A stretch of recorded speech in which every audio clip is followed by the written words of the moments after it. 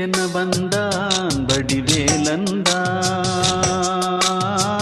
புள்ளி வைத்து புள்ளி போட்டான் புது கோலம்தான்.